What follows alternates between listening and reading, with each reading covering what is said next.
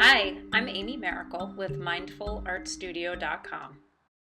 And in this 12-minute video, Intuitive Painting Techniques, I'm going to walk you through 2 painted art journal pages from start to finish. I'll talk to you about why intuitive painting is also a mindfulness practice for me, and talk you through a number of different techniques that really help me as I work this way. So the way that I think about intuitive painting, or really any intuitive art form, is that it's time you spend with yourself in an open, accepting way. You allow things to emerge through color, shape, line, and image. You accept that sometimes what emerges will please you and sometimes it will not. It's a way to learn to accept yourself, get to know yourself, and in the process, also improve and explore your art skills. That's why for me, it's a mindfulness practice. I'm just being open and aware in the moment. It doesn't mean that I never think about composition, color, or any of those things. Of course I do. But it means that when I feel a strong impulse to do something, I generally go for it. When I feel no impulse, I watch, I wait. Sometimes I try things, but I do a lot of watching and waiting. I listen too. This is a beautiful way for new and seasoned artists also to be in touch with themselves and cultivate a practice of self-awareness, self-acceptance, and curiosity. I know it's been that way for me. When I paint intuitively, it's like a dance between seeing what emerges on the page and trying to have some influence over what emerges. There's this playful back and forth. It's really beautiful. So, moving to talk about what we're seeing here, clearly I've done a little wash on my page. I wet the page first and then used high flow acrylics in 2 different shades that were close. Then I used one of my hand cut foam stamps to stamp the gold paint also in high flow acrylic all over the page. And you might notice too that I've got my paint directly on my table. I actually have plexiglass on my table now. So it's kind of nice because I can just put the paints down and it acts like a palette, and then I wipe it up. So now I've taken the edges and I wet them a little bit, and then again with high flow acrylics in black, I'm kind of bleeding it into the edge. So now I've got this kind of interesting contrast.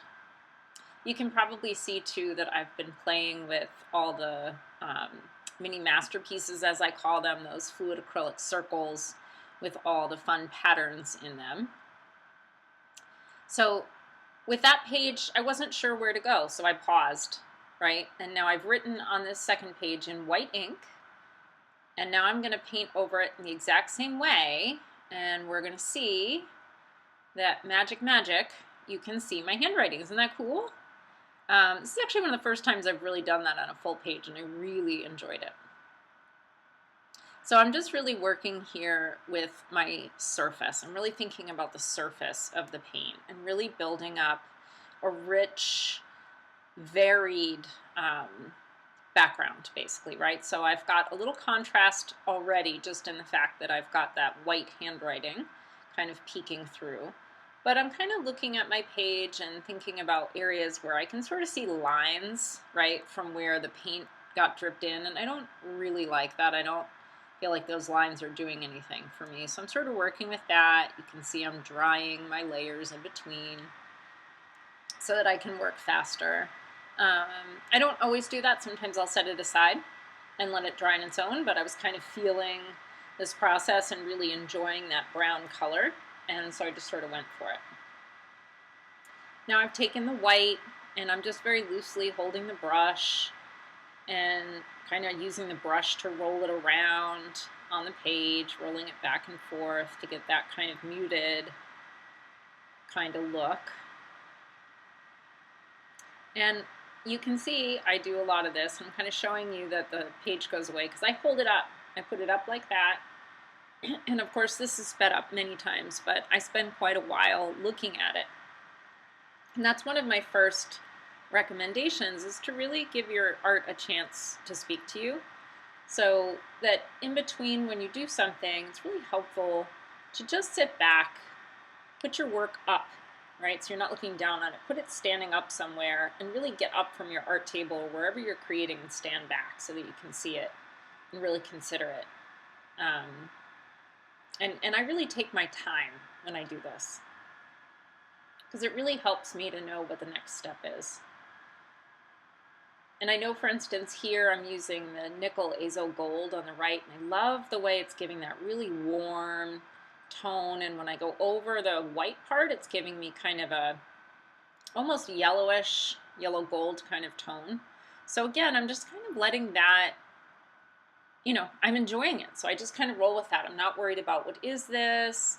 Is this going to be good? Like, I'm really just trying as much as I can to let all that go, even knowing that I'm on camera, right? And obviously, so there's like some added pressure because I know that this is going to end up being for you guys.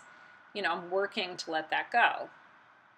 And I hope that you're also noticing that I'm using a really similar process between the last page and this page. And that's very much by design, because as you work with a concept more and more, you get better at it. Right? And de facto, spoiler alert, I actually really like this page. I like the first page I did in the end, but I love this page. I feel like this page really has something special. And you'll see for yourself how you feel and what you like. So concrete suggestions with the intuitive painting is let your work sit, right? Stand it up, stand back from it, and really give it a chance to talk to you. Just look at it. I spend so much time standing there, right? In the video, again, it's really quick. But in real life, I spend a long time standing back from my work. So letting your work sit and looking at it from a distance are really important. Another tip that I have for you is to work on more than one piece, which obviously I am doing here. I find that I get to a point where I'm not really sure what comes next, and so that's a great time, especially when I'm still in the mood to paint, to just move on to a different journal. So I usually have more than one journal going at the same time, and I find that that works really well for me. Sometimes I don't do that, but often I do, and I find it very enjoyable. Another tip, I don't think I've done it in this video yet, is to turn your work. So I turn my work around a lot. George O'Keeffe, I like to always refer to this, George O'Keeffe said that she turned her work continuously while she painted and felt that most of her pieces, like the flowers and the abstract pieces, could be hung on the wall, oriented anyway. There we go. So now I've turned the page. And especially when I'm not sure what comes next, just kind of turning it and sitting and being with it and kind of being open and pondering it really kind of helps me hear what I think comes next. But can you see how there's this sort of open feeling? Of course, I'm looking at, what pleases my eye aesthetically, but I'm also just kind of having this openness to what appears. And there are times that I don't really aesthetically think it's like number one, but it seems to satisfy something in me. And when that happens, then I roll with that.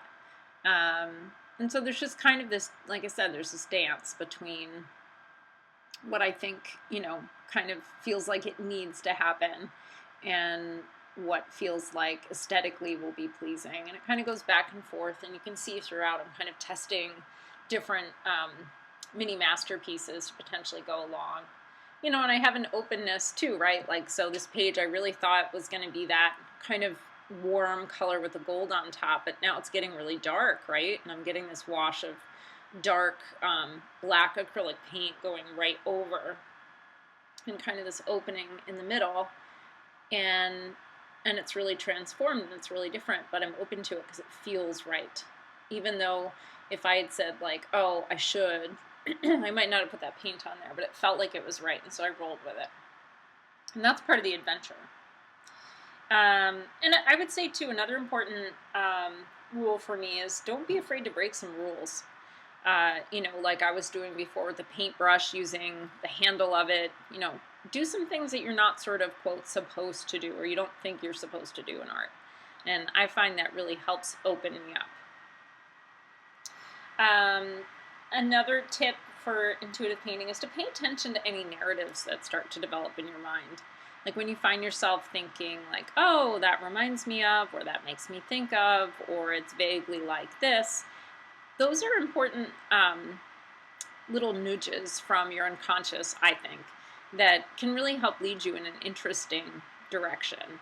And I find that usually when I follow those leads, it leads me somewhere good. So again, you can see that these two pieces are very different, but there's some definite repetition, both with the background colors and then also with the lines coming out from the mini masterpiece that I've glued onto the page. And again, turning my work. And that leads me to another point, which is try mixing and matching different elements of your art practice. Like, most of us don't just do one thing.